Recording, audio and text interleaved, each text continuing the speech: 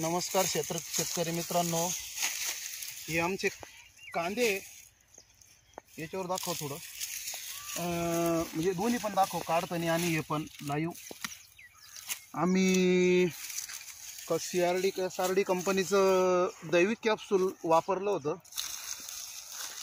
तर त्याचा रिझल्ट इतका चांगला आला का आम्ही फक्त 2.5 महिन्यात कांद्याचं पीक काढलं आहे.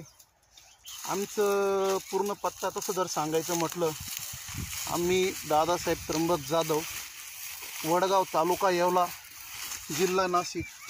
तसं आमचं गाव पैठणीकरता खूप प्रसिद्ध आहे. वडगाव कापसे पैठणी जर म्हटलं तर वडगावची आहे.